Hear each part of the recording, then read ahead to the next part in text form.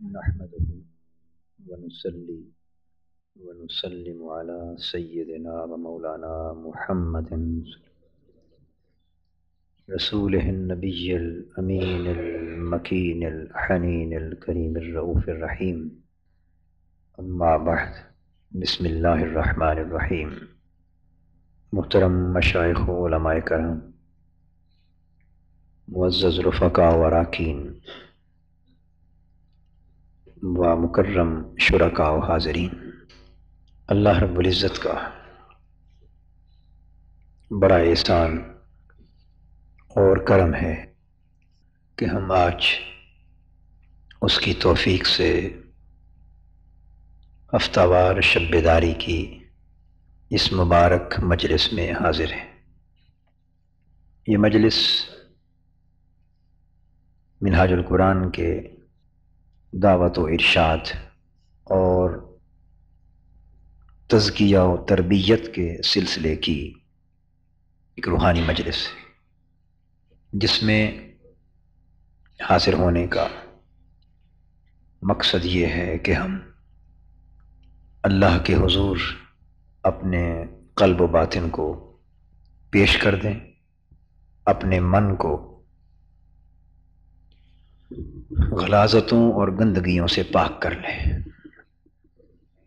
اس مجلس میں حاضری کا مقصد یہ ہے کہ ہمیں اللہ جل مجدہ حضور نبی اکرم صلی اللہ تعالی علیہ وآلہ وسلم کے طفیل قلب و باطن کی صفائی عطا فرمائے، ہمارے دلوں کے زنگ اتر جائیں اور میل کچیل سب دھل جائیں، اور گناہوں کی آلودگیاں اور نافرمانیوں اور خطاؤں کی آلائشیں سب دور ہو جائیں، اور ہم اس اہتمام کے ساتھ، اس نیت اور ارادے کے ساتھ اور اس طلب کے ساتھ یہاں بیٹھیں کہ جب ہم گھروں کو رات کے چند سعید گھڑیاں بسر کرنے کے بعد لوٹیں تو ہماری روحوں کو، ہمارے سینوں کو، ہمارے دلوں کو اللہ پاک کی طرف سے ایک نور عطا ہو چکا، اور اس مقصد کو حاصل کرنا آسان ہو جاتا ہے، راستے کی دشواریاں ختم ہو جاتی ہیں یا بڑی کم ہو جاتی، اور طویل سفر کی مشکلات دور ہو جاتی ہیں بہت حد تک، اگر آنکھوں کو رونا مل جائے، اگر آنکھوں کو رونا مل جائے اور آنکھیں پرنم ہو جائیں اور کچھ آنسو نصیب ہو جائیں۔ اس لیے میں نے آپ سے عرض کیا کہ جب عزیز محب اللہ اظہر وہ مصرع پڑھ رہا تھا کہ کر جگر نو زخمی گئیاں زلفاں کنڈل والیاں، تو میں نے عرض کیا کہ بس ان کنڈل والی زلفوں کے تصور میں مست ہو جائیں، غرق ہو جائیں، اور اسے ذکر سمجھ کے بار بار کریں، ذکر سمجھ کے بار بار کریں، کیا خبر اسی ذکر سے ہی وہ زخمی جگر میسر آ جائے، اور اس بارگاہ کرم سے کچھ بھی بعید نہیں ہے۔ سو خوش نصیب ہیں وہ آنکھیں جن کو اللہ پاک محبوب صلی اللہ تعالی علیہ وآلہ وسلم کے غم میں آنسو عطا کرتا ہے، اور خوش نصیب ہیں وہ دل جنہیں ہجر و فراق رسول صلی اللہ علیہ وآلہ وسلم میں اللہ پاک تڑپنا عطا کرتا ہے۔ ہماری کوشش یہ ہونی چاہیے کہ ہم جو کیفیتیں اس مجلس میں حاصل کرتے ہیں بعد ازاں ان کی حفاظت کریں۔ یہ اصل کرنے کا کام یہ ہے، جو کیفیتیں ہمیں مجلس میں نصیب ہوتی ہیں کوشش یہ ہونی چاہیے کہ بعد ازاں ان کی حفاظت رہے۔ اللہ تبارک و تعالی نے قرآن مجید کے ذریعے یہی سبق سکھایا ہے، فرمایا حافظوا علی الصلاوات والصلاۃ الوسطی، کہ نمازوں کی محافظت کرو، اور اس میں علی الصلاوات اس کا نقطہ یہ بھی ہے کہ خالی نمازوں کے عمل کی نہیں بلکہ نمازوں سے جو کچھ نصیب ہوتا ہے اس کی بھی محافظت کرو۔ نمازوں سے جو کچھ نصیب ہو، جو لذت ملے، جو سرور اور کیف نصیب ہو یاد محبوب میں، جو تصور نصیب ہو دیدار محبوب کا، اور سجدوں سے جبینوں کو جو کیفیت میسر آئے ان پر محافظ بن جاؤ، ان کیفیتوں پر محافظ بن جاؤ، ان کو سنبھال لو، اس لیے کہ تمہارے وجود تو چند لمحوں کے بعد نماز پڑھ کے فارغ ہو جائیں گے۔ نماز کی 4 رکعتیں ہیں، 8 رکعتیں ہیں، 12 رکعتیں ہیں، 7 رکعتیں ہیں، 17 ہیں، کم و بیش جو بھی جتنی رکعتوں پر مشتمل نماز ہوگی، تم نماز کے عمل سے تو فارغ ہو جاؤ گے، مگر چاہو کہ نماز کی کیفیت قائم رہے تو محافظت اگر حاصل ہو جائے تو قائم رہے گی، دل محبوب کی طرف لگا رہے گا۔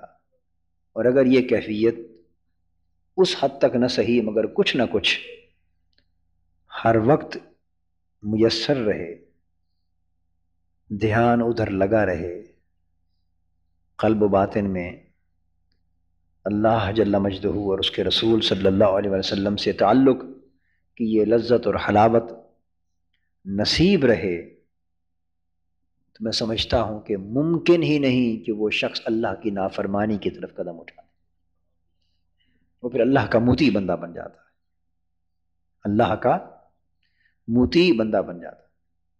ابھی جس طرح عزیزم محترم مولانا قاری غفور احمد صاحب پہلے آپ کو یہ سبق یاد دلا رہے تھے کہ اگر انسان اللہ کی رضا اور خوشنودی کو مقصود بنا لے اور قلب و باطن سے اسے اللہ جان لے، ہر معاملے میں، عزت کا معاملہ ہے، رزق کا معاملہ ہے، مشکلات کے حل ہونے کا معاملہ ہے، تو پھر انسان ایسا کوئی عمل نہیں کر سکتا جس سے اللہ ناراض ہو۔ اس لیے فرمایا کہ محافظت اختیار کرو نمازوں پر۔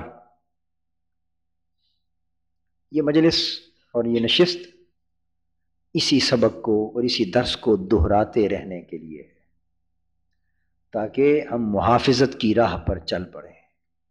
ہماری پچھلی نشستوں میں بحمد اللہ تعالی تسلسل کے ساتھ جو موضوع چل رہا ہے وہ ہے ایک حدیث نبوی صلی اللہ تعالی علیہ وآلہ وسلم کی روشنی میں 15 نکات پر مشتمل ایک ضابطہ ہے سیرت و کردار کی تشکیل کا۔ مومنانہ کردار کیا ہے؟ مومنانہ کردار کیا ہے؟ یا یوں کہیے کہ قرآن کا منہاج اور نبوی منہاج کیا ہے مومنانہ کردار کو پیدا کرنے کے لیے؟ تو وہ 15 نکات ہیں ایک حدیث پاک میں جو بیان ہوئے ہیں مختلف طریقے سے، اس حدیث کا سلسلہ وار بیان چل رہا ہے۔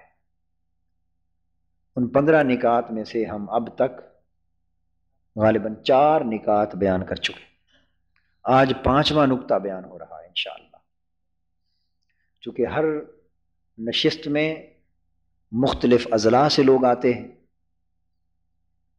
تو پچھلا بیان جو گزر چکا ہوتا ہے وہ انہوں نے نہیں سنا ہوتا، اس لیے میں 2-4 منٹ میں گزرے ہوئے بیان کا خلاصہ اردو میں اس حدیث کی اصل عربی عبارت پڑھنے کی بجائے گزشتہ بیان کا خلاصہ بیان کر دیتا ہوں، دہرا دیتا ہوں، تاکہ سامعین کا ایک تسلسل مضمون کے ساتھ قائم ہو جائے۔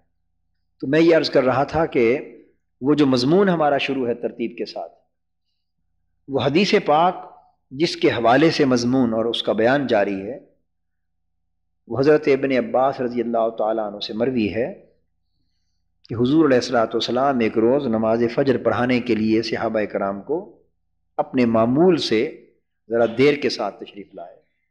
سورج طلوع ہونے کے قریب ہو گیا مگر وقت میں تشریف لے آئے، نماز پڑھائی۔ بعد ازاں صحابہ کرام سے آپ نے فرمایا کہ میں تمہیں یہ بتاؤں کہ آج مجھے کس شے نے روک لیا تمہارے پاس جلدی آنے سے؟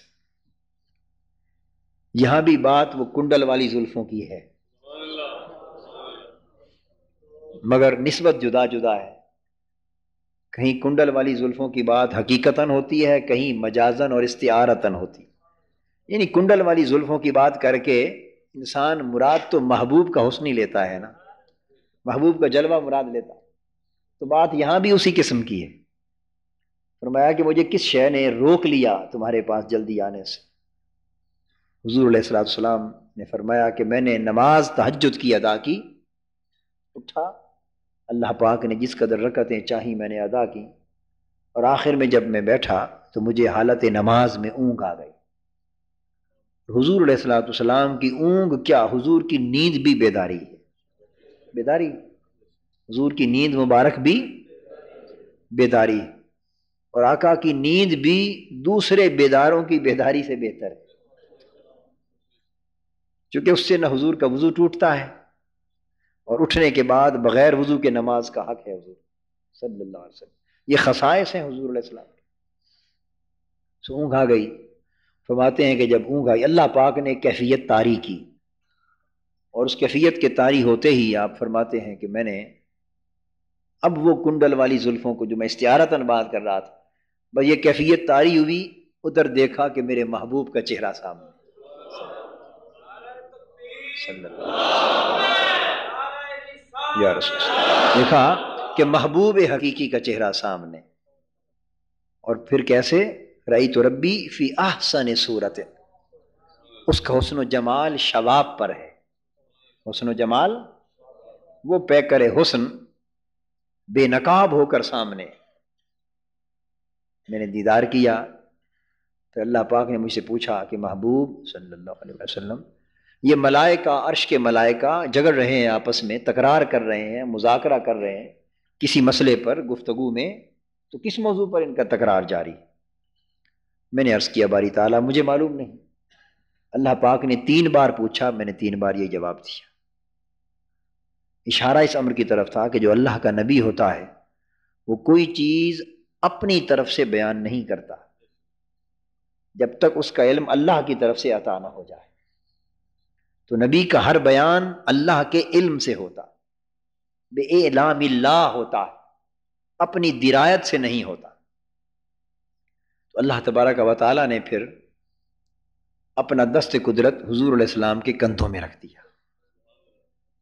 میں فرعیت وضع یدہ بین کتفی فوجدت برد اناملہ بین ثدیی، میں نے دیکھا کہ اس نے اپنا دست قدرت میرے کندھوں کے درمیان رکھا، اور میں نے اس کی ٹھنڈک، اس کے ہاتھ کی انگلیوں کی اور انگلیوں کے جو پورے ہیں، میں نے اس کی ٹھنڈک اپنے سینے کے اندر محسوس کی۔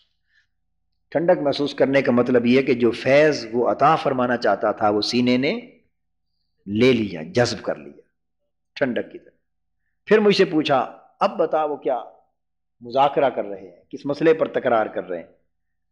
تو اب چونکہ پردے اٹھ گئے تھے، اور اٹھے ایسے تھے کہ فرمایا فتجلی لی کل شیء وعرفت فعلمت ما فی السماوات والارض فعلمت ما بین المشرق والمغرب، جو کچھ زمین سے آسمان تک بلکہ تحت الثری سے عرش معلیٰ تک سب کچھ چمک اٹھا، روشن ہو گیا میرے لیے، اور میں نے ہر چیز کو دیکھ لیا، پہچان لی، اور مشرق و مغرب تک ہر چیز روشن ہو کر میرے سامنے آ گئی، ہر شے کا علم نصیب ہو گیا۔ اب حضور علیہ السلام نے بیان فرما دیا پوچھنے پر۔ عرض کیا باری تعالیٰ یہ کفارات میں اور درجات میں گفتگو کر رہے ہیں، تکرار کر رہے ہیں۔ پوچھا محبوب صلی اللہ علیہ وسلم وہ کفارات کیا ہے؟ یہاں سے وہ نکات شروع ہو رہے ہیں، پچھلا تو مضمون تھا نا، واقعات۔ فرمایا پھر کفارات کیا ہیں؟ عرض کیا باری تعالیٰ وہ کفارات 3 چیزیں ہیں جن پر ملائکہ کا مذاکرہ اور تکرار ہو رہا ہے۔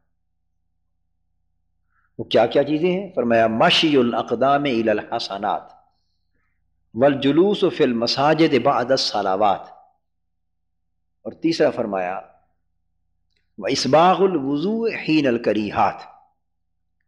باری تعالیٰ کفارات یہ ہیں وہ عمل جن کے کرنے سے سب گناہ دھل جائیں، مٹ جائیں، اور گناہ کا کوئی ذرہ اور اس کا میل اور اس کا اثر اور اس کا زنگ تک باقی نہ رہے۔ وہ یہ ہے کہ انسان ہمہ وقت نیکی کے کام کے لیے مستعد رہے، دوڑتا رہے، بھاگتا رہے نیکیوں کی طرف۔ دوسرا یہ کہ جب بھی نماز پڑھ لے تو نماز پڑھنے کے فوراً بعد بھاگ نہ جائے، بلکہ پھر بھی مسجد میں جہاں اس نے نماز ادا کری کچھ دیر مولا کی یاد میں بیٹھا رہے، نماز کے بعد کچھ دیر اور بھی گزار لے، اللہ کے لیے فکر کر لے۔ اور تیسرا یہ کہ جب تکلیف کا وقت ہو، شدید ٹھنڈک ہے، سردی ہے، طبیعت جب نہ چاہے، تکلیف محسوس کرے، اس وقت بھی وضو کو کرتے رہنا، وضو کو قائم رکھنا، ہر وقت وضو کو قائم رکھنا۔ تو یہ تین عمل باری تعالیٰ ایسے ہیں کہ فرشتے یہ کہہ رہے ہیں کہ اگر میری امت میں جو ان تین عملوں پر قائم ہو جائے گا، اس کی زندگی سے گناہ کے تو ذرے بھی دھل جائیں گے، کچھ بھی نہیں بچے گا، گناہ کا نام و نشان سب مٹ جائے گا، سب کچھ مٹ جائے گا۔ چلو گناہوں کے اثر سے تو خلاصی ہو گئی نا بھئی، یہ تین کام ان کا بیان ہو چکا، اور چوتھی چیز کا بھی بیان ہو چکا۔ اس کے بعد پوچھا ثم فیما یختصم، اس کے بعد کس بات میں تکرار اور جھگڑا کر رہے ہیں؟ عرض کیا باری تعالیٰ پھر درجات میں کہ کچھ عمل تین اور ہیں، ایسے بھی ہیں کہ وہ پہلے تین کام اگر مضبوطی سے شروع کر لیں، زندگی میں دوام کر لیں، پختگی سے اپنے اندر استقامت کے ساتھ، پختگی کے ساتھ ان پر قائم دائم ہو جائیں، تو پھر گناہ گئے، گناہوں نے بستر باندھ لیا، گئے۔ اور یہ پچھلے تین کام ایسے ہیں کہ اگر یہ کر لیں تو عزتیں اور بلندیاں نصیب ہو گئی، بندہ اونچا ہو گیا، بزرگ ہو گیا، بلند رتبہ ہو گیا، اللہ کی بارگاہ سے درجات مل گئے۔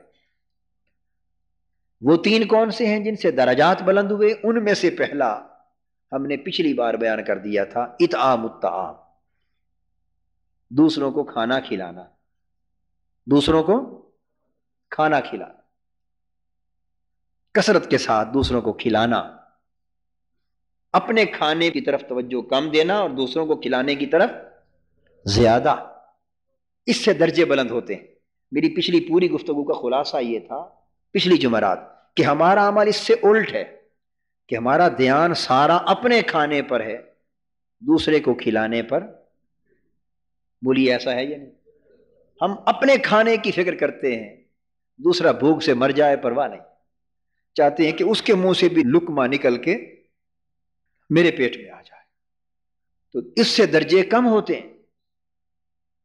جو آدمی خود بہت کھاتا ہے اور دوسروں کے منہ سے نکالتا ہے، فکر نہیں کرتا، اس سے درجہ کم ہوتا۔ اور اگر درجے کی بلندی چاہو تو اس کا راز یہ ہے کہ خود اپنے کھانے کی فکر اتنی نہ کرو، دوسرے کو کھلانے کی فکر کرو۔ سو یہ خلاصہ تھا ان چار نکات کا جو اب تک ہم بیان کر چکے ہیں۔ آج ہم اس سے اگلا مسئلہ بیان کر رہے ہیں۔ درجات کی بلندی کے لیے دوسری چیز حضور علیہ السلام نے بیان فرمائی، وہ جس پر ملائکہ حاملان عرش گفتگو کر رہے تھے، فرمایا ولین الکلام۔ اور باری تعالیٰ دوسرا عمل جس سے درجے بلند ہو جاتے ہیں اللہ کے بندے کے، وہ ہے نرم کلام کرنا، دوسرے سے گفتگو میں نرمی برتنا، دوسرے سے گفتگو میں نرمی برتنا، خوش کلامی سے پیش آنا، نرم گوئی سے پیش آنا، پیار بھری بات کرنا، دوسرے سے مٹھاس والی بات کرنا، تاکہ آپ کی بات سنے تو کسی شکستہ دل کو ڈھارس مل جائے، شکستہ دل کو ٹوٹے ہوئے دل جڑ جائیں۔ کام آپ کسی کا کر سکیں یا نہ کر سکیں، آپ کے بس قدرت اور اختیار میں ہو یا نہ ہو، مگر بات اس طرح پیار سے کریں، کم سے کم اس کی لذت اور چاشنی تو لے کر جائیں۔ یہ جو نرم گفتگو ہے دوسرے سے، یہ مغز ہے خوش خلقی کا، حسن خلق کا اور حسن اخلاق کا مغز ہے۔ فرمایا دوسرا عمل یہ ہے نرم گفتگو۔ کیا؟ آج میں اس پر تھوڑی روشنی ڈالنا چاہتا ہوں، پھر اگلی جمعرات کو اگر اللہ پاک کو منظور ہوا تو پھر اس کا تیسرا نقطہ یعنی چھٹا، مجموعی طور پر چھٹا آ جائے گا، وہ ہے والصلاۃ باللیل والناس نیام۔ تین چیزیں فرمائی، اطعام الطعام ولین الکلام والصلاۃ باللیل والناس نیام۔ کھانا کھلانا لوگوں کو، لوگوں سے نرم پیار بھری گفتگو کرنا، اور تیسری نماز کے لیے رات کو اٹھ کھڑے ہونا جب لوگ سو جائیں، جب اور سو جائیں تو بندہ اٹھ کھڑا ہو رات۔ یہ بات تو اگلی بار آئے گی انشاءاللہ، آپ کے حصے میں وہ بیان نہیں ہے، آپ کے حصے میں لین الکلام کا بیان، مگر اس کا بھی نقطہ سمجھ لیں کہ نقطہ یہ سمجھایا جا رہا ہے کہ جو شخص رات کی خلوتوں اور اندھیروں میں اپنے اللہ کے لیے اٹھ جاتا ہے، جو رات کے اندھیرے میں اپنے مولا کے لیے اٹھ جاتا ہے، اس کا مولا اسے دن کے اجالے میں اٹھا دیتا ہے، بلند کر دیتا ہے۔ دن کو بلندیاں ملتی جاتی، عزتیں ملتی جاتی ہیں، اور جو کچھ ملتا جاتا ہے اس کا راز رات کی خلوتوں میں، اس کا راز رات کے اندھیروں میں ہے۔ اس پر بیان انشاءاللہ تعالی اگلی جمعرات کو۔ تو لین الکلام، نرم گفتگو کرنا۔ تو میں عرض کر رہا تھا کہ یہ حسن خلق کا اور اخلاق حسنہ کا مغز اور نچوڑ ہے، اور حضور علیہ السلام نے فرمایا انما بعثت لأتمم مکارم الاخلاق، کہ میں تو فقط مبعوث ہی اس لیے ہوا ہوں، دنیا میں بھیجا ہی اس لیے گیا ہوں کہ اخلاق حسنہ کو مکمل کر دوں، اخلاق حسنہ کو مکمل کر دوں۔ جو اخلاق کے مکارم ہیں اور فضائل اخلاق، ان کو کمال تک پہنچا دوں، ان کی تکمیل کر دوں۔ اور میں یہ عرض کروں کہ یہ حسن خلق یعنی نرم گفتگو کرنا دوسرے سے، یہ اخلاق حسنہ کی علامت ہی نہیں، بلکہ میں اس کو اخلاق حسنہ کا مغز کہہ رہا ہوں، اخلاق حسنہ کا نچوڑ اور اخلاق حسنہ کا ما حصل کہہ رہا ہوں۔ یہ اخلاق حسنہ دوسرے سے خوش خلقی کے ساتھ پیش آنا، محبت کے ساتھ پیش آنا، نرمی کے ساتھ پیش آنا، پیار کے ساتھ پیش آنا، شفقت، رفق اور لطف و کرم کے ساتھ پیش آنا۔ یہ کیا ہے دین کے اندر اس کا مقام؟ حضور علیہ السلام نے فرمایا کہ یہ حسن خلق ایمان ہے، حسن خلق ایمان، اور یہ جنتیوں کی خصلتوں میں سے حسن الخلق من خصال اہل الجنہ۔ اگر آپ چاہو کہ جنتیوں کی خصلتیں کیا ہیں تو خوش خلقی جنت والوں کی خصلتوں میں سے۔ اور حضور علیہ السلام نے فرمایا احسنکم ایمانا احسنکم اخلاقا، تم میں سے شخص ایمان کے اندر بہترین وہ شخص ہے جو اخلاق میں اچھا ہے۔ آپ سمجھ رہے ہیں نا بات؟ ہم تسبیح بھی پڑھیں، نمازیں بھی کثرت سے ادا کریں، نفل بھی پڑھیں، درود شریف، کلمہ طیبہ، آیت کریمہ، اوراد، وظائف، استغفار، سب کچھ کثرت سے کریں، تہجد، نوافل سب کچھ کریں، مگر اللہ کی مخلوق کے ساتھ ہمارا برتاؤ یہ ہو کہ جس سے بات کریں ایسے لگے جیسے اسے کانٹ کھا رہے ہیں، کانٹ کھا رہے ہیں۔ جو شخص سامنے آئے بات کریں ہم اس کے گلے پڑ جائیں، اتنی درست گفتگو کریں کہ ہر شخص بد دل ہو جائے، کسی شخص کا آپ سے بات کرنے کو دل نہ چاہے، گھبرائے کہ یہ تو گفتگو میں کاٹ لے گا۔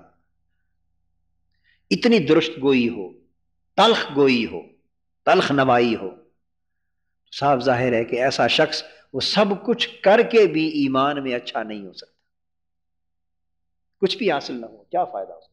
ہم نے توجہ اس چیز سے بہت ہٹا لی، اس چیز سے توجہ آج کے دور میں بہت ہٹا لی کہ ہم لوگ خاص طور پر دین کا پرچار کرنے والے، دین کی تبلیغ کرنے والے، لوگوں کو اللہ کے دین کی طرف دعوت دینے والے، رغبت دلانے والے، ہمارے اندر الا ماشاء اللہ نیک لوگ، خلیق لوگ موجود ہیں، کوئی شک نہیں، مگر ہمارا حال اکثریت کا یہ ہے کہ حسن خلق کو تو گویا ہم نے طلاق دے دی، دور کر دیا ہے اس کو ایمان اور دین سے اور اپنی زندگی سے الگ کر دیا ہے۔ یعنی کوئی شخص اگر ہم سے بات کرے تو مسکرا کر اس سے بات کرنا، ہم اس کا تصور ہی بھول گئے، ہمارا جاتا کیا ہے اس۔ اگر کوئی شخص کوئی بات پوچھے اور آپ اسے دھیمی آواز میں، پیار بھرے لہجے میں، ٹھہراؤ کے ساتھ، مسکراتے ہوئے چہرے سے بات کر لیں تو آپ کو کچھ بگڑا؟ بولیے، کچھ گیا؟ کچھ پیسے خرچ ہوئے؟ کوئی نقصان ہوا؟ کوئی وقت زیادہ لگا؟ خسارہ کچھ بھی نہیں ہوا نا، اس کا بن گیا، اس کا دل خوش ہو گیا، اور اس کا دل خوش ہو گیا تو آپ پر اللہ خوش ہو گیا۔ وہ اللہ کا بندہ جو آپ کے پاس آیا تھا وہ خوش ہو گیا تو آپ پر اللہ خوش ہو۔ اور اگر شکستہ دل ہو، کوئی ٹوٹے دل والا ہو، دکھی ہو، آزردہ ہو، تو اس کے ساتھ نرمی سے بات کر لینا، پیار کے ساتھ بات کر لینا۔ یہ لین الکلام ہے کیا؟ بھئی آنے والے جو ملے اس کو پہلے سلام کر دینا، یہ نکتے یاد رکھیں۔ اس کے تقاضے کیا ہیں؟ پہلے سلام کر دینا۔ حدیث کے کلمات میں یہ بھی آتا ہے، بعض روایات میں افشاء السلام، تو پہلے کہہ دینا ملتے ہی السلام علیکم ورحمۃ اللہ وبرکاتہ۔ اگر کوئی شخص آپ کے پاس ملنے کے لیے آئے اور پہلی ملاقات ہو اور آپ کے بارے میں اس کے ذہن میں تصور یہ ہو، بڑا آدمی ہے، سخت آدمی ہے، امیر کبیر آدمی ہے، بڑے عہدے منصب والا ہے، گھبراہٹ اس کے دل میں ہو، ایمان سے کہیے، تو اگر آپ اس کو پہلے سلام کر دیں تو آدھی گھبراہٹ اس کی وہیں دور ہو جائے گی کیا؟ بولیے، اگر آپ سلام میں پہل کر دیں تو آدھی گھبراہٹ اس کی وہیں دور ہو گئی، وہ حوصلے میں آ جائے گا، کہے گا کہ خلیق آدمی ہے، اچھا آدمی ہے، اس سے اس کی پریشانی آدھی دور ہو جائے۔ پھر سلام کرنا، پھر اس کا حال پوچھنا، بھی آپ کا کیا حال ہے، آپ خیریت سے ہیں، طبیعت ٹھیک ہے؟ یہ دو چار جملے ہیں، ان میں کوئی ایک دو جملے اگر آدمی بول لے اور اس سے کسی کے دل کی ڈھارس بن جائے تو آپ کا تو کچھ نہیں بگڑتا۔ یعنی ایک ایسا عمل ہے جس میں جاتا کچھ نہیں اور آپ بہت کچھ جاتا ہے۔ حال پوچھ لینا، اس طرح کسی کا شکریہ ادا کر دینا، کسی کا شکریہ ادا کر دینا، یہ بھی اسی لین الکلام میں سے۔ آپ حدیث پاک کو دیکھیں، مختلف عنوان قائم کیے گئے، کہیں کسی حدیث کی کتاب میں ہے باب ما جاء فی قول المعروف، کہیں ہے باب ما جاء فی طیب الکلام، کہیں باب ما جاء فی لین الکلام، کہیں باب ما جاء فی حسن الخلق۔ مختلف عنوانات قائم کر کے ایک ہی سبق ہر جگہ بتایا گیا، اور اتنی اہمیت ہے ان چیزوں کی، حسن خلق کے اس پہلو کی، کہ آپ حیران ہوں گے جان کر کہ میں آپ کو ایک حدیث کی کتاب کا نام بتاتا ہوں، کنز الامال۔ کیا؟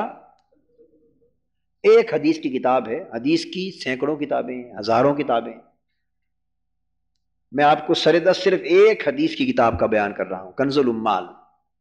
اس ایک حدیث کی کتاب میں کم و بیش 250 ابواب صرف حسن خلق کے موضوع پر ہے۔ ایک کتاب حدیث کی کم و بیش 250 ابواب فقط حسن خلق کے موضوع پر، اور 3000 سے زیادہ احادیث حسن خلق پر۔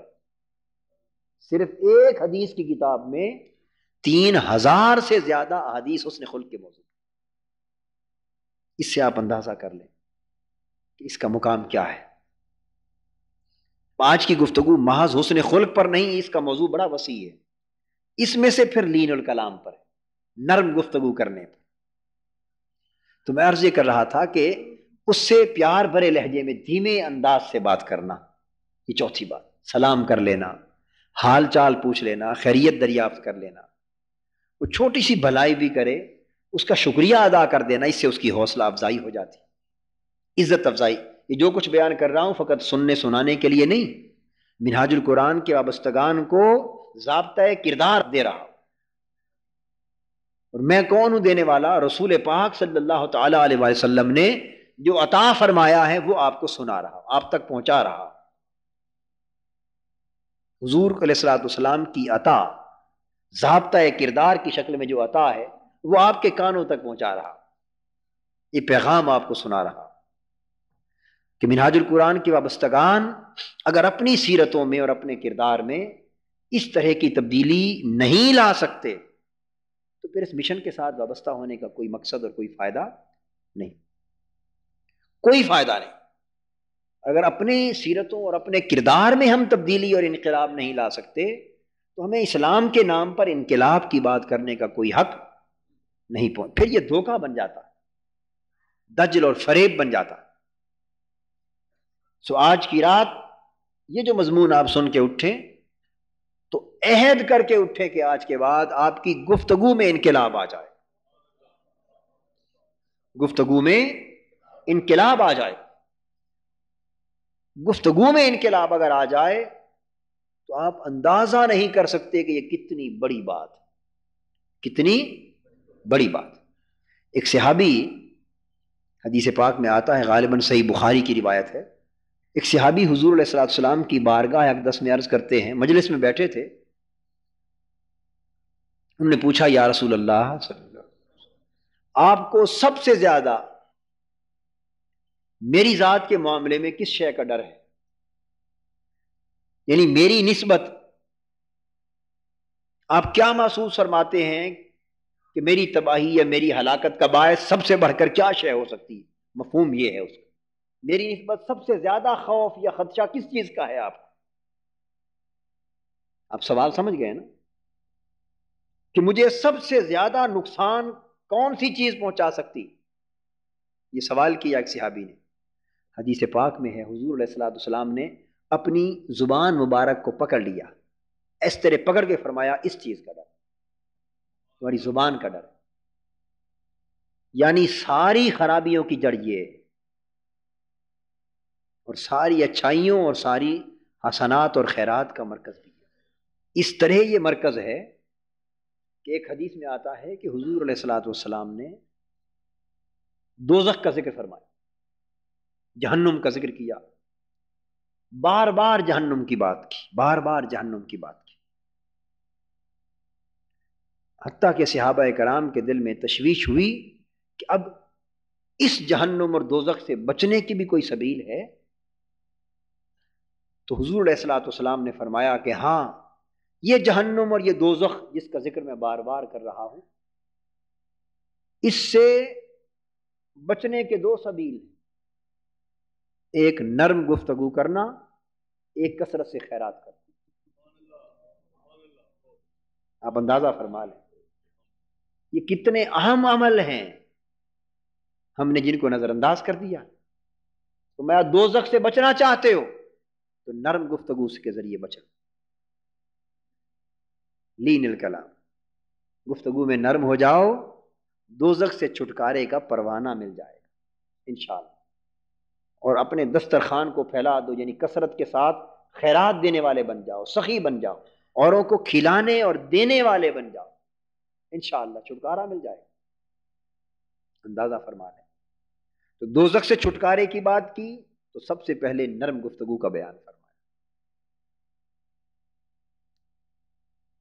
ترمذی شریف میں ہے اور صحیح بخاری میں بھی ہے، ایک اور مقام پر حدیث پاک میں آتا ہے کہ حضور علیہ الصلوۃ والسلام نے ایک روز جنت کا ذکر کیا، اتنی کثرت سے ذکر کیا جنت کا، اتنی کثرت سے ذکر فرمایا کہ شوق پیدا ہوا سننے والوں کو۔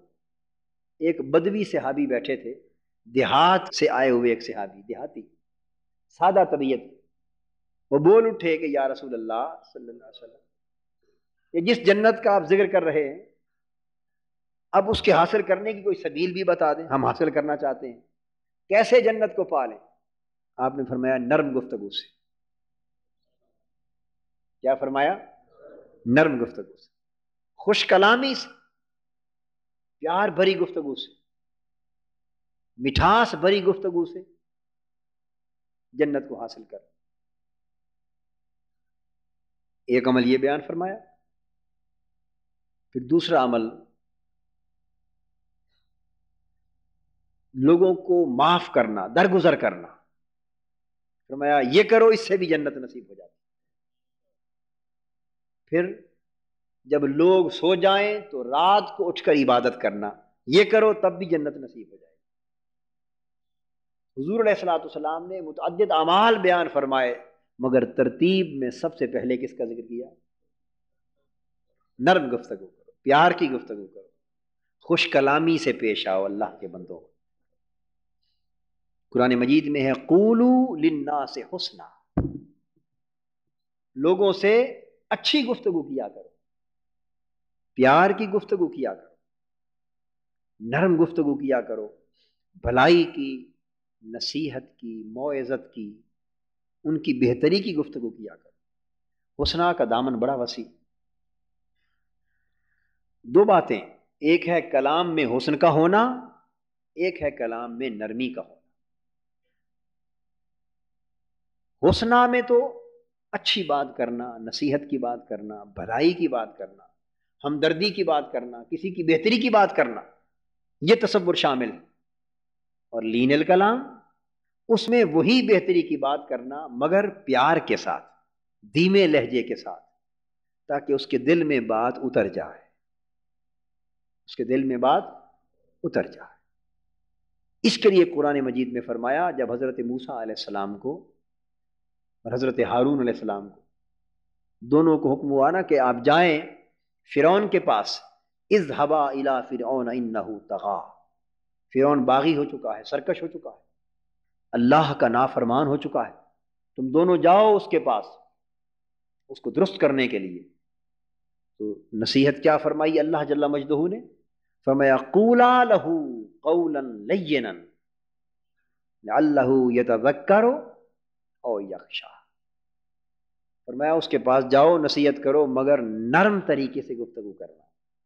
یعنی قرآن کی تعلیم یہ ہے کہ فرعون صفت انسان سے بھی اگر چاہو کہ کچھ نتیجہ حاصل ہو خیر کا، تو اس سے بھی قولا لینا، نرم طریقے سے گفتگو کرو، کہ نرم طریقے کی گفتگو میں خیر زیادہ ہے۔ کبھی دوسرا طریقہ بھی مطلوب ہوتا ہے، مگر بالعموم نرم طرز گفتگو میں خیر زیادہ ہے۔ لعلہ یتذکر او یخشی، اس سے ممکن ہے کہ وہ نصیحت پکڑ لے یا اسے اللہ کی خشیت نصیب ہو جائے، اس سے دل کے پگھل جانے کا امکان زیادہ ہے۔ تو یہ جو لین الکلام اور قول لین ہے، اس کی انبیاء علیہ السلام کو تلقین کی جاتی رہی۔ یہ جو قرآن مجید میں ایسے بار بار حکم آتے ہیں، وَغْضُضْ مِنْ صَوْتِكَ إِنَّ أَنْكَرَ الْأَصْوَاتِ لَصَوْتُ الْحَمِيرِ، جب گفتگو کرو دھیمی گفتگو کیا کرو، آہستگی سے گفتگو کیا کرو، اس لیے کہ سب سے بھدی آواز، سب سے زیادہ بھدی آواز گدھے کی ہوتی، وہ جب بھی بولتا ہے چنگھاڑ کر بولتا ہے، شور سے بولتا ہے، بڑی اونچی آواز سے بولتا ہے جو دل کو خراش دیتی، اس کو صوت الحمیر، گدھے کی آواز کے ساتھ تشبیہ تھی۔ اور اس کے مقابلے میں کہا کہ انسانوں کی آواز چاہیے کہ وہ ایسی پیار بھری اور مٹھاس بھری ہو کہ جو سنے اس کے دل میں مٹھاس گھل جائے۔ قرآن مجید جا بجا نرم گفتگو، پیار بھری گفتگو، مٹھاس بھری گفتگو کی تلقین کرتا۔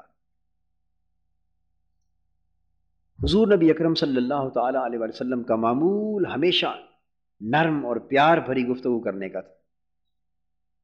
نصیحت فرماتے، قرآن مجید نے فرمایا ادعو الی سبیل ربک بالحکمہ والموعظۃ الحسنہ وجادلہم باللتی ہی احسن، اللہ کی راہ کی طرف بلاؤ حکمت دانائی کے ساتھ اور اچھی نصیحت کے ساتھ۔ اور آگے فرمایا اگر کسی سے جھگڑا ہو جائے، تکرار ہو جائے، مناظرہ ہو جائے، کسی دین کے علم کے کسی مسئلے پر اختلاف ہو جائے اور معاملہ مجادلے تک، جھگڑے تک جا پہنچے، تو نرم گفتگو کا حکم یہاں تک ہے کہ جھگڑے میں بھی غلبہ اخلاق اور نرمی کریں۔ وجادلہم باللتی ہی احسن، جھگڑا بھی ان سے اس طرح کرو کہ بڑے پیارے انداز کے ساتھ، کہ اوروں کو تمہاری ناراضگی پر بھی پیار آئے، سبحان اللہ، تمہاری ناراضگی پر بھی پیار آئے، اس میں بھی شفقت ہونی چاہیے۔ یعنی شفقت کی ایسی فراوانی، یہ لین الکلام، اس سے درجے اونچے ہوتے، درجے اونچے ہوتے۔ حضور نبی اکرم صلی اللہ تعالی علیہ وسلم کی گفتگو، صحابہ کرام کی گفتگو، اولیاء کرام، صلحاء، اتقیاء، اللہ والوں کی گفتگو میں ہمیشہ یہ خوبی نمایاں رہی، یہ خوبی ہمیشہ نمایاں رہی۔ اس گفتگو سے شکستہ دل اس طرح ان کی ڈھارس بند جاتی، اور اس کو مولا روم فرماتے ہیں کہ یہ 1000 بار کعبے کا حج کرنے سے بھی بہتر ہے۔ فرمایا دل بدست آور کہ حج اکبر است، از ہزاراں کعبہ یک دل بہتر است۔ کعبہ بنگاہ خلیل آزر است، اور دل گزر گاہ جلیل اکبر است۔ ارشاد فرمایا مولا روم نے، دل بدست آور، کہ کسی کا دل ہاتھ میں لے لے، جو شکستہ دل ہو، جس کا دل ٹوٹ چکا ہو، شکستہ دل ہو، تو کسی شکستہ دل کے دل کو سنبھالا دے دے، کسی ٹوٹے ہوئے دل کو ہاتھ میں لے، یعنی اس کے دل کو سنوار دے، اس کے دل کی شکستگی کو دور کر دے، پیار بھرے بول بول، محبت، اخلاق، نرمی کے ساتھ پیش آ، اور ایسی پیار بھری بات اس سے کر، شفقت بھری بات کر کہ اس کا ٹوٹا ہوا دل جڑ جائے۔ فرمایا اگر تیری بات سے کسی کا ٹوٹا ہوا دل جڑ گیا تو یہ حج اکبر سے کم نہیں ہے۔ حج اکبر، از ہزاراں کعبہ یک دل بہتر است، اور ہزاروں بار کعبے کا طواف کرنے سے، ہزاروں بار کعبے کا طواف کرنے سے ایک ٹوٹے ہوئے دل کو جوڑ دینا بہتر ہے۔ اتنا بڑا عمل ہے اللہ کی بارگاہ، اتنا بڑا عمل ہے اللہ کی بارگاہ۔ وجہ فرماتے ہیں اس لیے کہ کعبہ اللہ کا گھر ہے، مگر وہ گھر جسے حضرت ابراہیم علیہ السلام نے بنایا، خلیل آزر، یعنی خلیل اللہ، حضرت ابراہیم خلیل اللہ نے تعمیر کیا، یہ وہ گھر ہے۔ اور جو بندے کا دل ہے، یہ ٹوٹا ہوا دل ہے، یہ وہ گھر ہے جس میں اللہ کا آنا جانا رہتا ہے۔ گزر گاہ جلیل اکبر، جو جلیل اکبر ہے نا، وہ بڑا رب، وہ جلال والا، شانوں والا رب، اس کی گزر گاہ ہے۔ قلب المؤمن عرش اللہ تعالی، مومن کا دل اللہ کا عرش ہوتا ہے، اور وہ اللہ جو خود فرماتا ہے کہ مجھے نہ زمین کی وسعتیں اپنے اندر سمو سکتی ہیں، نہ آسمانوں کی وسعتیں اپنے اندر سمو سکتی ہیں، لیکن میں سما جاتا ہوں، نہ زمینوں میں نہ آسمانوں میں، سماتا ہوں تو بندہ مومن کے دل میں سما جاتا ہوں۔ کیا خبر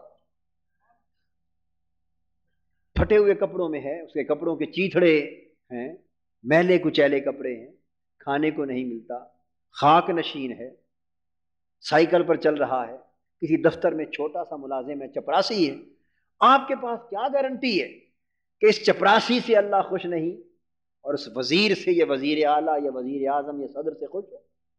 اللہ پاک کسی کی ملازمتیں اور کسی کی وزارتیں صدارتیں تھوڑی دیکھتا ہے، اس کی بارگاہ میں تو یہ سب چیزیں ایک ذرہ ناچیز سے بھی کم تر ہے۔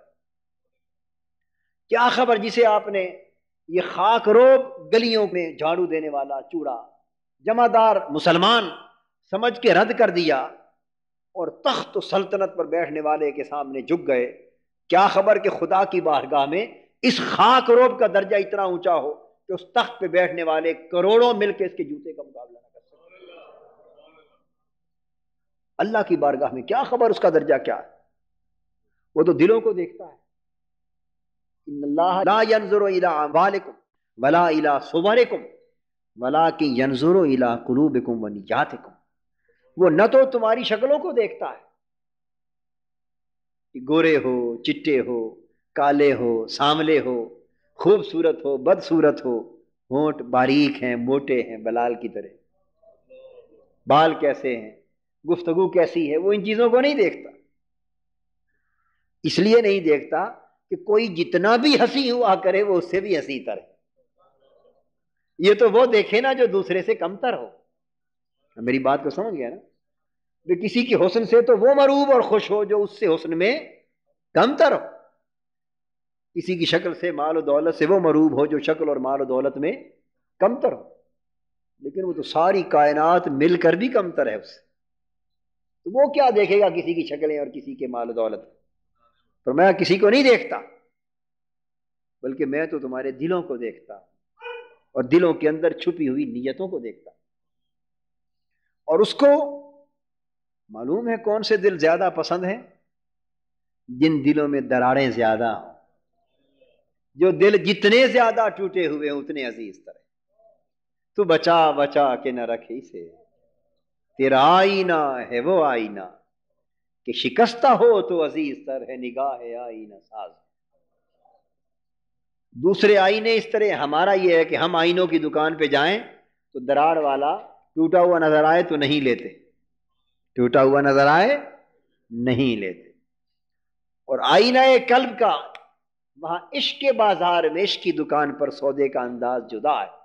وہاں جو آئینہ قلب جتنا زیادہ ٹوٹا ہو اتنا خریدار رب زیادہ بن جاتا، اتنا زیادہ پسندیدہ.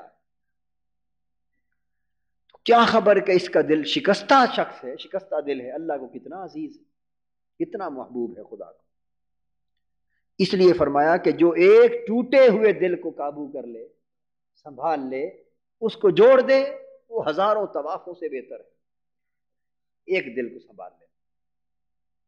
سیدنا غوث العظم شیخ عبد القادر جیلانی رضی اللہ تعالیٰ عنہ فرماتے ہیں، اور یہ ٹوٹے ہوئے دل کا جڑ جانا، اس کا سب سے بہتر گر اور سب سے اچھا راز پیار بھری گفتگو کرنا، نرم گفتگو کرنا، جس سے ہم آری.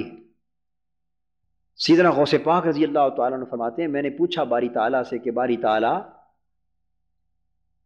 تو نے سارے مکان بنائے ہیں مگر تیرا اپنا کوئی مکان نہیں. تو نے سارے مکان بنائے ہیں مگر خود لا مکان ہے. اگر تجھے پانا ہو تو کوئی ٹھکانہ بتا دے، تو کہاں رہتا ہے؟ کوئی تو مکان بتا دے اپنا کہ کہاں رہتا ہے. اللہ پاک نے القاء کیا ان کے دل میں، فرمایا عبد القادر رضی اللہ تعالیٰ میرے بندوں کو بھی یہ راز بتا دے کہ اگر میرے مکان کی تلاش کرتے ہو تو میرا مکان ٹوٹے ہوئے دل ہے، ٹوٹے ہوئے دل ہے. شکستہ دلوں کے قریب ہوا کرو. جو دل جتنا ٹوٹا ہو میں اتنا زیادہ اس کے اندر بسیرا کرتا. ایک مقام پہ آپ نے فرمایا کہ اللہ جل مجدہ نے مجھے حکم دیا کہ عبد القادر رضی اللہ میرے بندوں کو یہ راز بھی بتا دے کہ اگر میری دعوت کرنا چاہتے ہو، اگر چاہتے ہو نا مجھے اپنے گھر بلانا، اللہ فرما رہا، اللہ یہ جیسے اس کی شان اور اس کی قدرت کے لائق، یہ استعارے کی باتیں میرے بندوں کو بتا دے کہ اگر کوئی چاہے کہ میں اس کے گھر آؤں اور کوئی میری دعوت کرنا چاہے اور مجھے اپنے گھر مہمان بنانا چاہے تو میرے بندوں کو بتا دے کہ جو لوگ فقر اور فاقہ اور بھوک اور غربت اور دکھوں کی آگ میں جل چکے ہیں ان کی دعوت کیا کرو کہ میں اکثر ان کا مہمان ہوتا.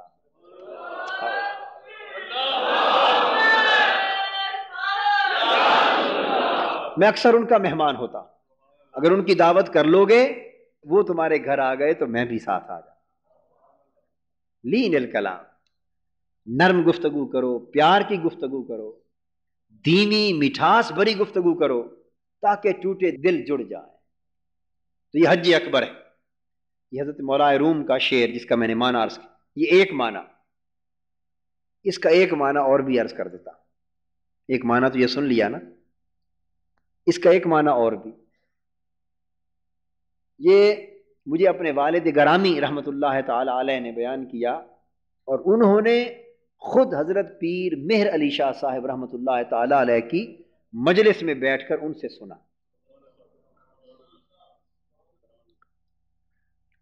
دوسرا معنی انہوں نے بیان کیا، ایک تو یہ میں نے بیان کر دیا، دوسرا فرماتے ہیں کہ دل بدستاور، پہلے دل سے مراد شکستہ دل کا ٹوٹا ہوا دل تھا، اس کو جوڑنا. دوسرا دل کہتے ہیں کہ دل بدستاور اپنے دل کو قابو میں کر لے. اس دل سے مراد کیا ہے؟ اپنا دل. اپنے دل کو قابو میں کر. حدیث پاک میں آتا ہے انسان کا جو دل ہے اس کی مثال ایسی ہے جیسے صحرا میں خشک پتا. کبھی آندھی ادھر سے چلی تو پتا اڑ کے ادھر چلا گیا، کبھی ادھر سے آندھی آئی اڑا کے ادھر لے گئی، دل جمتا نہیں. کبھی کسی کی کاریں کوٹھیاں دیکھی، دل ادھر اڑ گیا. مال و دولت کی کسی کی یہاں فراوانی دیکھی، پیسے کی ریل پیل دیکھی، دل اس مال کی آندھی میں اڑ گیا، اس طرف اڑ گیا. کسی کے یہاں جاہ و منصب، اقتدار، وزارت، عمارت دیکھی، دل کو وہ چیز لبھا گئی، دل کا پتہ ادھر اڑ گیا. کسی کے یہاں اور کوئی چیز دیکھی تو دل ادھر اڑ گیا. یعنی دل کا پتہ ہوا و ہوس، حرص و لالچ، دنیاوی خواہشات، دائیات، ان بہت ساری آندھیوں کے ساتھ ساتھ صحرائے حیات میں، زندگی کے صحرا میں اڑتا پھرتا ہے، کبھی ادھر کبھی ادھر. تو مولا روم نے فرمایا کہ بندے اگر تو اپنے اس دل کو قابو میں کر لے اور یار کے ساتھ ایسی لو لگا لے، یار کے ساتھ ایسی لو لگا لے کہ دل تیرا اسی لو میں مگن رہے اور جم جائے، اور صحرائے زندگی میں لاکھوں آندھیاں چلتی پھریں، کروڑوں آندھیاں چلتی پھریں، طوفان آتے پھریں، مگر دل تیرا اس یار کے تصور میں ایسا جم جائے کہ پھر دائیں بائیں ہلنے کا نام نہ لے. اگر دل اس طرح قابو میں کر لے تو یہ حج اکبر ہے، اور کعبے کے 1000 طواف کرنے سے بھی بہتر ہے.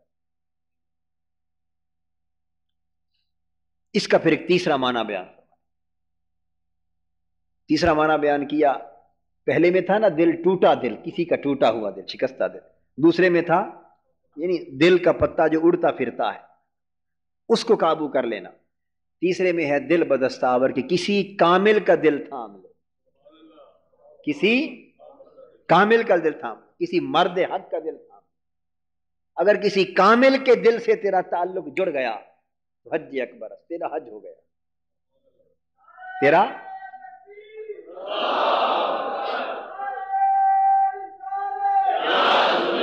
اس لیے کہ جو کامل ہے مرد مومن، اس کا دل اللہ کا عرش ہوتا ہے. مرد مومن کا دل اللہ کا عرش، اور اگر تیرے دل کا تعلق اس کے ساتھ جڑ گیا تو گویا عرش الہی سے تعلق پیدا ہو گیا، گویا عرش الہی سے تعلق پیدا ہو گیا. اور پھر اس کامل کے دل پہ اللہ کے جو انوار اتریں گے اور تجلیات کا نزول ہوگا، اگر تیرا تعلق پختہ ہوگا تو ان انوار و تجلیات میں سے حصہ تمہیں بھی منتقل ہوتا رہے گا. تو میں عرض کر رہا تھا کہ ٹوٹے ہوئے دلوں کو سنبھالا دینا یہ حج اکبر ہے، یہ بڑی بات. اولیاء کرام، ائمہ اور اکابر جو دنیا میں بڑے لوگ ہو گزرے، حضور علیہ الصلوۃ والسلام کی اتباع میں ان کا ہمیشہ معمول نرم گفتگو کرنا تھا. کوئی اگر گالی بھی دے لے، برا بھلا بھی کہہ لے، طعن و تشنیع بھی کہہ لے، گالی بھی دے لے، تب بھی جواب میں تلخ روئی نہیں کرنی، سخت نوائی نہیں کرنی، پھر بھی نرم بات کرنی. قرآن مجید کا حکم ہے اذا خاطبہم الجاہلون قالوا سلاما. اگر جاہل لوگ، اکھڑ لوگ ان سے کوئی جہالت کی بات کر دیں، سختی تلخی کی بات کر دیں، تو وہ پھر بھی ان پر سلامتی بھیج کے ایک طرف ہو جاتے، کنارہ کش رہتے. جواب میں سختی، بولیے، جواب میں سختی نہیں کرتے، بلکہ جواب پر نہیں اترتے، قالوا سلاما، سلامتی سے کنارہ کش ہو جاتے. تو سختی پھر بھی نہ کرنا، گالی سن کر بھی نہ کرنا، اور بات کرنا تو گالی دینے والے سے بھی نرم بات کرنا، پیار کی بات کرنا. یہ حدیث پاک کی روح سے انسان کو اونچا کر دیتی، انسان کو، یہ درجات کی بات ہے نا، یہ لین الکلام انسان کو اونچا لے جاتی، اتنا اونچا لے جاتی ہے کہ انسان تصور نہیں کر سکتا.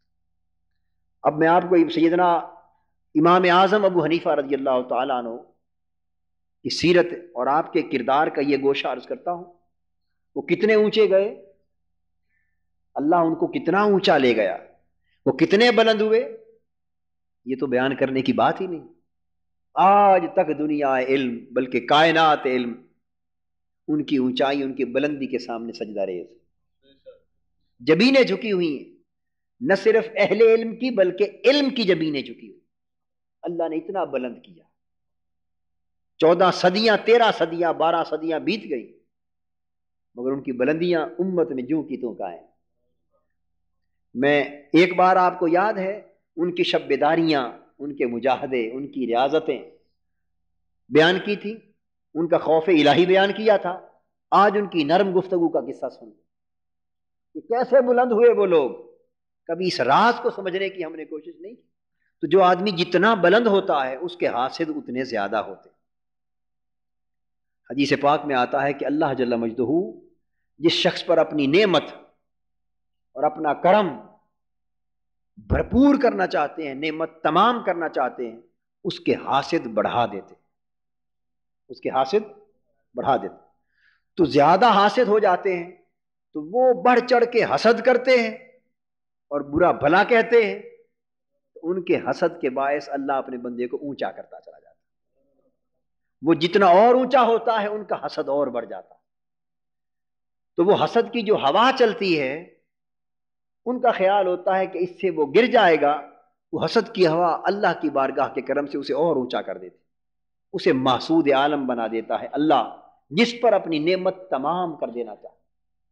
اب امام اعظم رحمۃ اللہ علیہ کا حوالہ سنیں۔ امام اعظم رحمۃ اللہ علیہ اللہ کے ان مقرب بندوں میں سے ہیں اس دنیا میں کہ جن کو کثرت کے ساتھ زندگی میں حسد کا سامنا کرنا پڑا۔ ان کی مبارک زندگی میں اتنی کثیر تعداد تھی ان کے حاسدوں کی، ان کے مخالفوں کی، دشمنوں کی، ان پر الزام تراشیاں کرنے والوں کی، تانا زنی کرنے والوں کی، کہ کم ہی لوگوں کو ایسا ماحول میسر ہے۔ اور نوبت حاسدوں کی یہاں تک پہنچ گئی کہ امام اعظم رحمۃ اللہ علیہ ایک روز گلی میں جا رہے ہیں، ان کے حاسدوں نے، مخالفوں نے، اب صاف ظاہر ہے، میں آپ کو نکتے کی ایک بات بتا دوں، کاروبار کرنے والے، تجارت کرنے والے حسد کرتے ہوں گے ان سے، بولیے حسد کن کو ہوگا؟ بادشاہوں کو ہوگا، امراء وزراء کو ہوگا، تاجروں کو ہوگا، مزدوروں کو ہوگا، کن کو ہوگا؟ حسد انہی کو ہوتا ہے جو اسی میدان کے لوگ ہوتے ہیں۔ اگر مالدار ہے تو اس سے حسد کرنے والے بھی مالدار ہوتے، اگر صنعت کار ہے تو حسد کرنے والے بھی صنعت کار ہوتے، اگر تاجر ہے حسد کرنے والے بھی دکاندار تاجر ہوتے، اگر کپڑے کا کام کرنے والا ہے تو اسی شعبے کے لوگ اس سے حسد کرتے کیونکہ وہ ان میں آگے نکل جاتا ہے۔ وہ عالم تھے تو ان سے حسد کرنے والے اس دور کے علماء تھے، الا ماشاء اللہ۔ اور جب حسد میں انسان چلا جاتا ہے، اللہ پاک سے دعا کیا کریں کہ اللہ تعالیٰ ہم میں سے ہر ایک شخص کے دل کو حسد کی لعنت سے ہمیشہ پاک رکھے۔ یہ اتنی بڑی آگ ہے، اتنی سخت اور شدید آگ ہے کہ نیکیوں، عبادتوں، ریاضتوں اور تبلیغوں کے اجر پہاڑوں کی طرح اگر انبار ڈھیروں کے ڈھیر بھی لگے ہوئے ہوں تو حسد کی ایک چنگاری ساری نیکیوں کو جلا کے راکھ کر دیتی، کچھ بھی باقی نہیں بچتا۔ اللہ پاک ہم سب کو اس سے محفوظ رکھے، اس حسد سے بھی محفوظ رکھے اور حسد کے شر سے بھی محفوظ رکھے۔ تو آپ کے جو حاسد اور مخالف تھے وہ شہر بغداد کے مختلف ہنڈوں کو، اوباش لوگوں کو، اچکے لوگوں کو تیار کرتے اور کہتے کہ جب ابو حنیفہ بازار سے گزرے تم ان کو گالیاں دینا۔ اندازہ کر لیں کس انتہا تک تھا۔ امام اعظم ابو حنیفہ قدس سر العزیز بغداد کے بازار سے گزر رہے اور پہلے کوفے کا، تو اپنے علاقے سے گزر رہے ہیں، حاسدوں اور مخالفوں نے ہنڈوں کو، اوباش اچکے لوگوں کو کہہ رکھا ہے، ان میں سے ایک شخص آپ کے پیچھے پیچھے چل کر آپ کو گالیاں دیتا جا رہا ہے، اونچا اونچا آپ کے پیچھے چل رہا ہے، آپ آگے آگے ہیں، وہ گالیاں دے رہا ہے، وہ شخص گالیاں دے رہا، غلیظ گالیاں مسلسل دیتا گیا۔ امام اعظم سنتے رہے اور اپنا سر مبارک جھکائے خاموشی سے چلتے رہے، مڑ کے بھی نہیں دیکھا کہ گالیاں کون دے رہا، سارا سفر طے کر لیا۔ حتیٰ کہ اس نے گالیاں دیں، اتنی دیں اور آپ اتنے خاموش رہے، صبر کیا کہ وہ شرمسار ہو گئے۔ کھسیانہ ہو کر جب آپ گھر کے قریب آ گئے تو وہ بولا بہت غصے میں آ کر کہ ابو حنیفہ کیا تم نے مجھے کتا سمجھ رکھا ہے کہ میں مسلسل بھونک رہا ہوں اور تو جواب تک نہیں دیتا؟ یہاں تک وہ شخص بولا آپ پھر اسی طرح سر جھکائے مسکراتے ہوئے چلتے رہے، اس کو اس بات کا بھی جواب نہیں دیا، حتیٰ کہ آپ اپنے در دولت پر آ گئے، اپنے گھر حویلی پر آپ پہنچے، اور جب دروازے میں اندر داخل ہونے لگے اس وقت آپ نے مڑ کے دیکھا، داخل ہوتے وقت مڑ کر دیکھا، اس وقت اس سے کلام کیا، گفتگو کی، اور معلوم ہے کیا فرمایا؟ نرم اور دھیمے انداز میں، پیار بھرے انداز میں آپ نے فرمایا بھائی اب میرا گھر آ گیا ہے، میں اندر جا رہا ہوں، جانے والا ہوں، اگر اب بھی آپ کی طبیعت سیر نہیں ہوئی، آپ چاہتے ہیں مزید گالیاں دینا تو مجھے بتائیں، میں رک جاتا ہوں، کھڑا رہتا ہوں، آپ اور گالیاں دے لیں، جب آپ کی طبیعت سیر ہو جائے بتا دینا، میں اندر چلا جاؤں۔ تو اب کیا اجازت ہے میں اندر جاؤں، یا ابھی آپ نے گالیاں دینی ہیں تو میں رک جاتا ہوں؟ تو یہ بات کی اس سے، یہ ہے لین الکلام، اس حال میں بھی گفتگو میں نرم ہونا، یہ سیرت اور کردار ہے، اللہ پاک اس سے پھر درجے اونچے کر دیتا۔ ایک روز ایسا ہوا کہ انہی حاسد و مخالفوں نے، ہم عصر جو لوگ تھے، ایک شخص کو تیار کیا، اس نے امام اعظم رضی اللہ تعالیٰ عنہ کے چہرے مبارک پر تماچا دے مارا، تماچا دے مارا، برا بھلا کہا، دیکھا کہ کوئی اثر نہیں ہوا، تماچا دے مارا شدت سے۔ امام اعظم رحمۃ اللہ علیہ نے اس کی طرف دیکھا اور اس وقت گویا ہوئے فرمایا کہ اے شخص، میں بھی اگر تمہیں جواب میں تماچا مارنا چاہوں تو مار سکتا ہوں، مگر میں ایسا نہیں کروں گا۔ میں اگر تیرے عمل کی شکایت خلیفہ وقت کو لگانا چاہوں، سزا کے لیے لگا سکتا ہوں، مگر ایسا نہیں کروں گا۔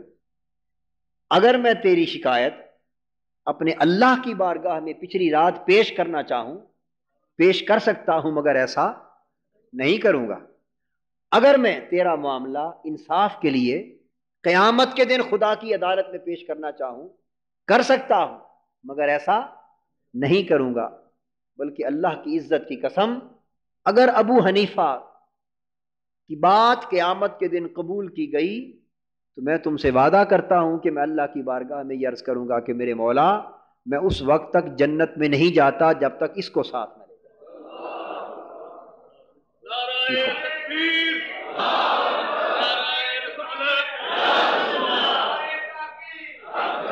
یہ کردار تھا ان لوگوں کا۔ اس چیز نے، اس کردار نے، اس انداز گفتگو نے، اس اخلاق نے، اس سیرت نے ان کو اونچا کر دیا، بلند کر دیا۔ ایک مرتبہ آپ مسجد خیف میں بیٹھے درس دے رہے ہیں، امام اعظم رحمۃ اللہ علیہ، مسجد خیف مینا میں ہے نا مسجد خیف، اس میں درس دے رہے ہیں۔ درس کے دوران کسی نے آپ سے مسئلہ پوچھا اور اس میں امام حسن بصری رضی اللہ تعالیٰ عنہ کی ایک رائے تھی، وہ بیان کی۔ آپ نے سن کر فرمایا اخطأ الحسن، حسن بصری سے خطا ہوئی۔ آپ نے فرمایا امام حسن بصری نے خطا کی، یعنی یہ رائے جو ہے درست نہیں، غلط ہے، ان سے خطا ہوئی۔ بس آپ کا یہ کہنا تھا، اہل علم ہے، ایسی گفتگو کرتے تھے۔ اس مجلس میں ایک شخص بولا، کھڑا ہو گیا، آنکھ بگولا ہو کر غصے میں کہنے لگا معاذ اللہ استغفر اللہ العظیم، کہنے لگا یا ابن الزانیہ، امام اعظم رحمۃ اللہ علیہ کو کہنے لگا معاذ اللہ استغفر اللہ، اے بدکار عورت کے بیٹے۔ اس نے بڑی مجلس میں امام اعظم سے اس طرح خطاب کیا، استغفر اللہ العظیم۔ آپ کے جو عقیدت مند بیٹھے تھے اس مجلس میں، تلامذہ، عقیدت مند، معتقدین، وابستگان، وہ غصے میں آ گئے۔ آپ اندازہ کر سکتے ہیں کہ ان کا رد عمل کیا ہوگا، یعنی جس طرح ٹکا بوٹی کرنے کے لیے کوئی تیار ہو جاتا ہے، یہ کیفیت ہو گئی ہو، جلال میں آ گئے۔ مگر آپ نے سب کو روک لیا، روک کے خاموش کر دیا، اور حضور علیہ الصلوۃ والسلام کی فقط اتنی بات کی، نرمی اور پیار سے۔ حضرت عبداللہ ابن مسعود رضی اللہ تعالیٰ عنہ کی روایت سے ایک حدیث سنا دی اور اس بات کو پھر دہرا دیا کہ ان سے غلطی ہوئی، اور عبداللہ ابن مسعود نے صحیح فرمایا، چونکہ حضور کی حدیث ایسے۔